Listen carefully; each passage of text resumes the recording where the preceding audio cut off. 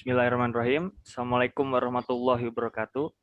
Pada kesempatan kali ini, kami kelompok 11 akan mempresentasikan untuk memenuhi tugas perbandingan hukum perdata tentang Progress Test Formalities and Consent Part 5.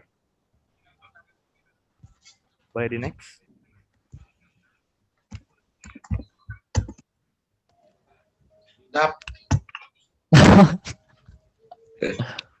Kelompok kami beranggotakan 4 orang. Yang pertama ada Prihanto Agus, dan yang kedua saya sendiri, Ihsan Maulana. Yang ketiga ada Muhammad Haikal. Yang keempat ada Muhammad Dafa. Nah, yang pertama kita akan membahas tentang kontrak apa yang harus dibuat dengan akta dan mana yang harus ditulis seluruhnya.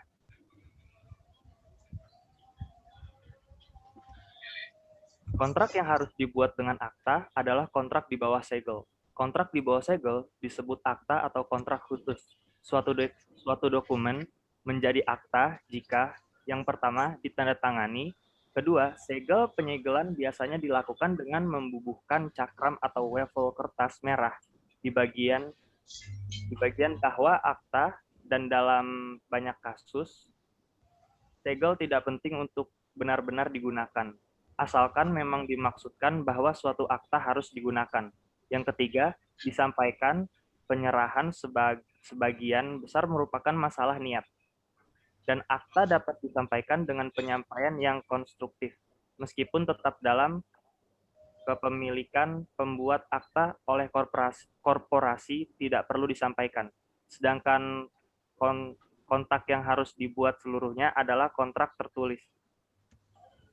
Selanjutnya akan dibacakan oleh Prihanto.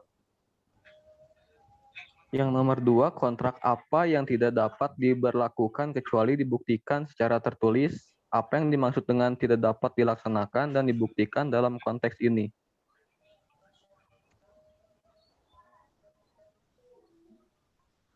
Kontrak dibuktikan dengan tertulis. Beberapa kontrak harus dibuktikan secara tertulis. Jika tidak ada cukup bukti, maka kontrak tidak akan diberlakukan di pengadilan. Sejak Undang-Undang tahun 1989, satu-satunya contoh penting kontrak jaminan. Selanjutnya nomor 3 yaitu apa itu kontrak jaminan, apa bedanya dengan kontrak ganti rugi. Perbedaan kontrak jaminan dan kontrak ganti rugi adalah sebagai berikut. Ada perbedaan penting antara jaminan dan ganti rugi. Yang pertama, jaminan adalah kontrak untuk menjawab hutang, kompensasi atau keguguran pihak lain berdasarkan Statute of Frauds tahun 1677. Tanggung jawab utama, dan yang kedua yaitu ganti rugi, itu sendiri merupakan asumsi tanggung jawab utama. Dengan contoh, jika 2 orang datang ke toko dan yang satu membeli dan yang lainnya untuk mendapatkan pujian, menjanjikan, jika dia tidak membayarmu, aku akan, ini adalah usaha jaminan. Tetapi jika dia berkata, biarkan dia memiliki barang, saya akan menjadi majikan Anda, atau saya akan melihat Anda dibayar. Ini adalah usaha untuk dirinya sendiri. Dalam buku Darnell 1704, yang pertama adalah jaminan ganti rugi, kedua lihat Lakeman. Next. Selanjutnya, jelaskan doktrin kinerja bagian dan berikan contoh pengoperasiannya. Agar kesepakatan dapat diberlakukan sebagai kontrak yang mengikat, itu harus merupakan niat para pihak untuk menciptakan hubungan hukum. Tidak ada daftar lengkap situasi di mana tidak ada niat seperti itu, tetapi semuanya terbagi dalam 3 kategori, yaitu yang pertama, pengaturan sosial dan domestik. Atkin LZ dalam Balfour tahun 1919 mengatakan berikut adalah kesepakatan antara pihak-pihak yang tidak menghasilkan kontrak dalam arti istilah itu dalam hukum kita. Contoh biasa adalah ketika 2 pihak setuju untuk berjalan-jalan bersama, atau ketika ada tawaran dan penerimaan keramah-tamahan, tidak ada yang akan menyarankan dalam keadaan biasa bahwa perjanjian tersebut menghasilkan apa yang kita kenal sebagai kontrak. Dan salah satu bentuk perjanjian paling umum yang bukan merupakan kontrak bagi saya adalah pengaturan yang dibuat antara suami dan istri. Yang kedua, niat. Untuk menciptakan hubungan hukum yang jelas yang jelas-jelas mengganggu anggapan bahwa suatu kontrak dimaksudkan dalam suatu perjanjian komersial dapat dibantah secara tegas. Selanjutnya, perjanjian kolektif.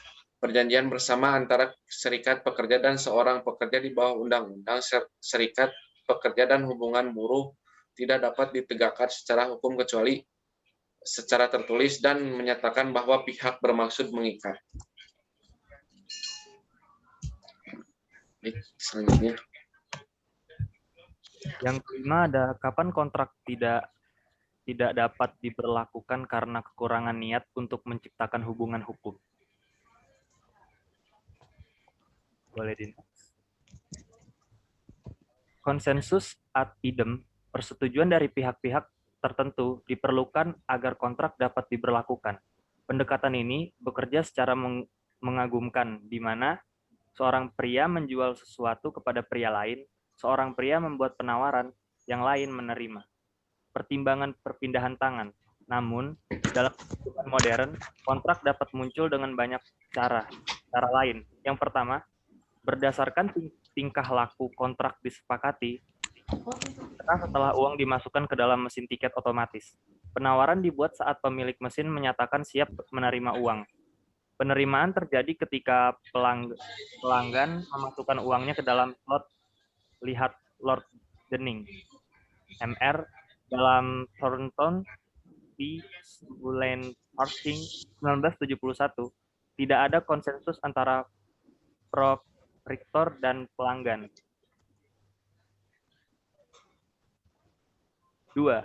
Berdasarkan hukum The Sale of Goods, Act 1979, S8 dalam kurung 2, menyatakan bahwa jika ada kontrak untuk penjualan barang, lihat 12.9, di mana tidak ada harga yang disepakati, pembeli harus membayar secara wajar harga.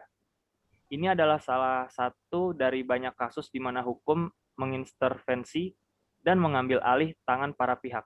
Yang ketiga, dengan kesimpulan contoh terkenal adalah Clark v. Dunreff 1897, kapal persiar Tatanita dan Thornbury diikutsertakan untuk perlombaan. Masing-masing pemilik harus mematuhi peraturan klub kapal pesiar. Kapal-kapal pesiar itu bertabrakan dan muncul pernyataan apakah pemiliknya telah menandatangani kontrak satu sama lain. House of Law memutuskan bahwa mereka memiliki dampak dari masuknya mereka ke perlombaan dan berjanji untuk terikat oleh aturan-aturan ini untuk saling mengenal sudah cukup. Saya pikir untuk menciptakan kewajiban kontrak untuk melepaskan tanggung jawab itu, kata Lord Herschel, pengetahuannya tentu saja adalah bahwa semua pesaing telah mengikuti klub Yards. Untuk aturan tidak berarti satu pesaing mengetahui keberadaan dan identitas pesaing lainnya. Seperti yang dikatakan Wilberforce dalam kasus The Euromedon 1945, analisis yang tepat dari hubungan yang kompleks ini ke dalam penawaran dan penerimaan klasik dengan pertimbangan yang dapat diidentifikasi tampaknya menghadirkan kesulitan. Tetapi kesulitan yang sama ini ada dalam banyak situasi kehidupan sehari-hari. Misalnya penjualan di lelang, pembelian supermarket, menaiki omnibus, membeli tiket kereta api, tender untuk pemasok barang, tawaran hadiah, penerimaan melalui pos, jaminan otoritas oleh agen, jaminan pabrik, jaminan serampang, kredit komersial bankir. Ini semua adalah contoh yang menunjukkan bahwa hukum Inggris setelah berkomitmen pada doktrin kontrak yang agak teknis dan sistematis, dalam penerapannya mengambil pendekatan praktis, seringkali dengan biaya memaksa fakta agar tidak mudah masuk ke dalam slot penawaran, penerimaan, dan pertimbangan yang ditandai dengan peringatan ini. Sekarang kita akan mempertimbangkan elemen klasik dari sebuah kontrak. Yang pertama ada penawaran, yang kedua ada penerimaan, yang ketiga ada penghentian penawaran, yang keempat ada pertimbangan. Seperti yang dikatakan Lord Wilberforce dalam kasus The Euromedon 1975, Analisis yang tepat dari hubungan yang kompleks ini ke dalam penawaran dan penerimaan klasik dengan pertimbangan yang dapat diidentifikasi tampaknya menghadirkan kesulitan. Tetapi kesulitan yang sama ini adalah dalam banyak situasi kehidupan sehari-hari. Misalnya penjualan di lelang, pembelian supermarket menaiki omnibus. Oh, ini kayaknya udah ya, di skip. Di next aja.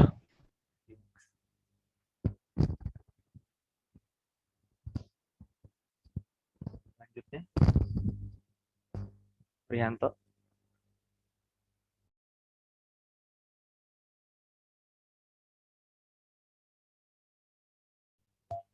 Prihanto ada ya? Diganti saya aja lagi deh. Boleh. Yang keenam, bedakan antara penawaran umum dan khusus. Penawaran terdiri dari dua jenis. Yang pertama, penawaran aspek. Dibuat untuk penerima penawaran tertentu. Tidak ada orang lain yang bisa menerimanya.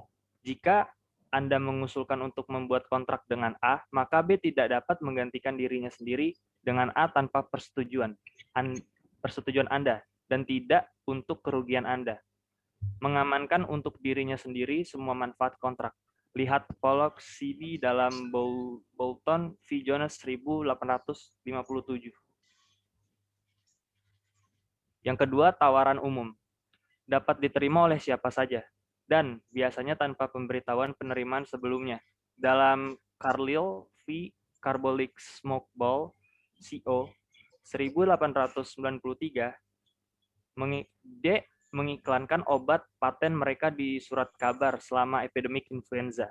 Jika ada yang menggunakannya sesuai petunjuk selama 2 minggu dan tertular influenza, iklan dengan syarat D akan membayar 100 euro.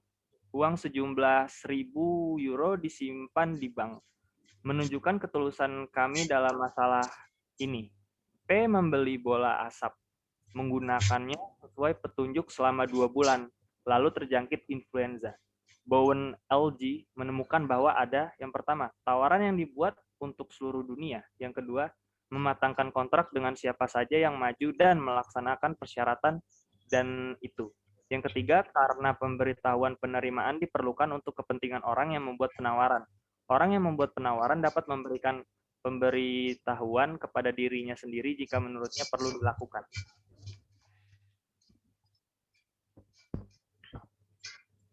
Selanjutnya nomor 7 ada bedakan penawaran dari undangan untuk memperlakukan dan pernyataan niat.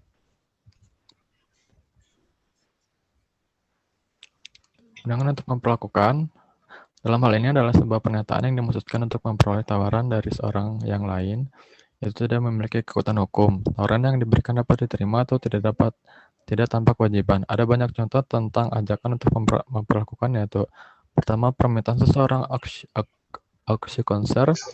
Penawaran itu sendiri adalah tawaran yang dari kapan saja sampai jatuhnya palu menandakan penerimaan lelang. Yang kedua, ada pajangan barang di jendela toko dengan harga yang ditandai di dalamnya.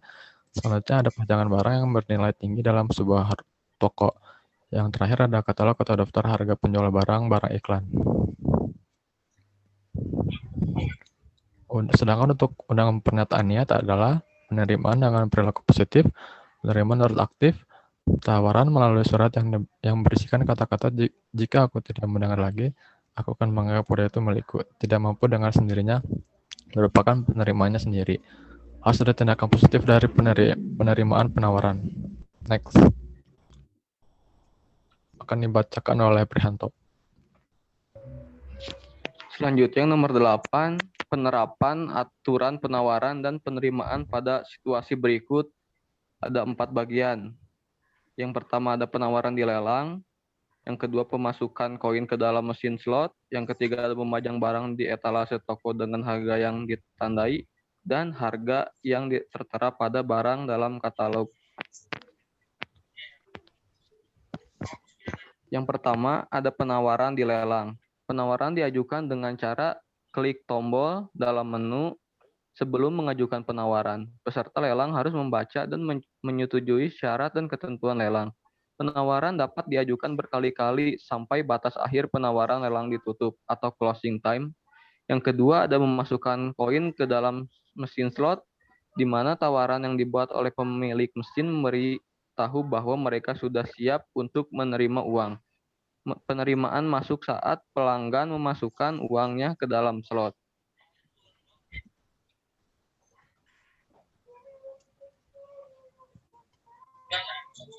Selanjutnya, memajang barang di etalase toko dengan harga yang ditandai, yang dimana termasuk pada invitation to trade, tampilan barang di etalase toko dengan harga bertanda.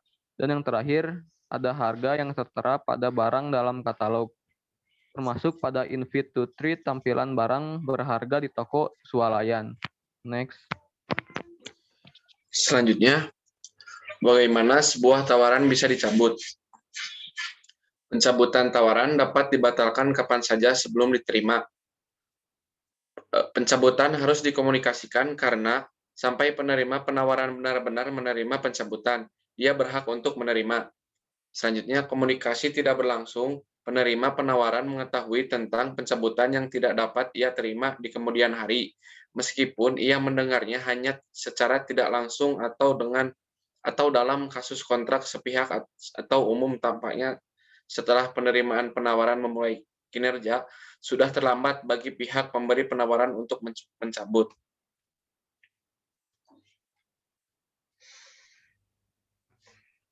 Yang ke-10, apakah tawaran balik itu? Apa efek dari kalimat tunduk pada kontrak dalam perjanjian tertulis?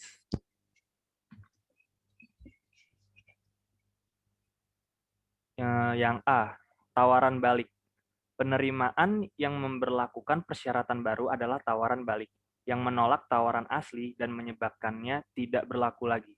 Contoh umum dan mencolok dari penawaran balik adalah pertempuran bentuk, di mana dua perusahaan bertukar bentuk standar mereka. Satu perusahaan membuat penawaran dengan menyertakan persyaratan standarnya. Perusahaan penerima penawaran menerima tawaran ini dengan menyertakan persyaratan standarnya sendiri. Yang B, ada tawaran balik. Yang B, ada efek tunduk pada kontrak. Dalam perjanjian tertulis, apabila para pihak tunduk pada kontrak menimbulkan bahwa para pihak telah mengikatkan diri dalam suatu perjanjian tersebut, yang mana terdapat hak dan kewajiban yang harus dipenuhi, dan apabila tidak, mereka akan menimbulkan akibat hukum. Selanjutnya ada komentar pernyataan bahwa tidak ada kontrak untuk membuat kontrak. Bahwa tidak mungkin ada kontrak untuk membuat kontrak karena sebelum terjadinya suatu kontrak terdapat tahapan yang disebut dengan prakontrak, di mana tahapan tersebut adalah tahapan awal dalam proses pembentukan kontrak yang harus ditempuh oleh para pihak sebelum disepakatinya suatu kontrak. Yaitu pertama ada penawaran yang dibuat oleh para pihak menawarkan kepada penerima penawaran adalah penawaran kesediaan untuk terikat pada persyaratan tertentu yang ditentukan. Tawaran tersebut dapat lisan tertulis atau tersirat dari perilaku. Penawaran terdiri dari dua jenis, yaitu penawaran khusus, penawaran umum, dan penawaran ini dapat diterima oleh siapa saja. Next. Lalu yang kedua ada penerimaan, dibagi menjadi dua, yaitu ada melalui cara penerimaan yang ditentukan, dan kedua yaitu penerimaan dan perilaku positif. Next.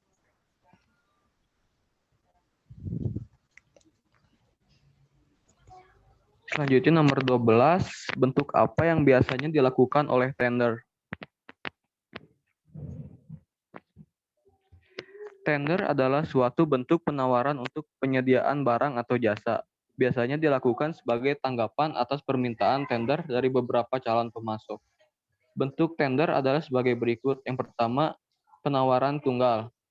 Tender untuk membangun pabrik dan penerimaan tender semacam itu merupakan kontrak. Yang kedua, penawaran tetap. Tender untuk pemasok barang sesuai kebutuhan, dan di sini penawar harus menyediakan sebagaimana dan bila disepakati kapanpun pesanan dibuat, tetapi dia tidak dapat memaksa sama sekali untuk membuat pesanan. Yang ketiga ada pemasok tunggal. Orang yang mencari tender dapat setuju untuk mengambil semua persyaratannya untuk barang tertentu dari penawaran. Tetapi perjanjian ini tidak mewajibkan dia untuk membuat pesanan sama sekali. Meskipun jika dia memang membutuhkan barang dalam kategori yang disepakati, ia harus mengambil dari penawar.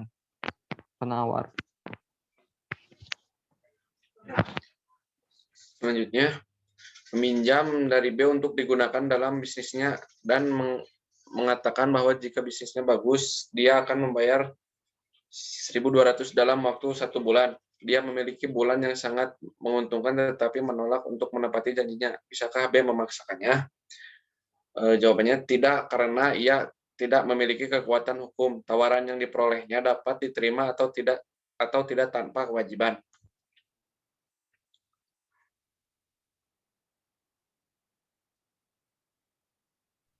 Yang terakhir, 14. Di bawah heading, artikel untuk dijual. Di surat kabar, A mengiklankan sebagai berikut.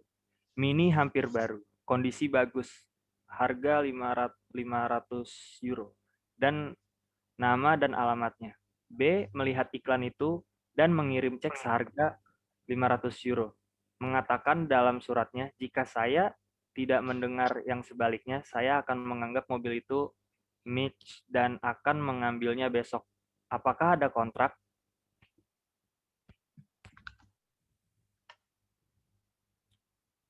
Jika orang B ingin membeli mobil A yang diiklankan di koran, sebaiknya tidak terburu-buru, karena ini bukan kesepakatan sebelumnya antara penjual dan pembeli.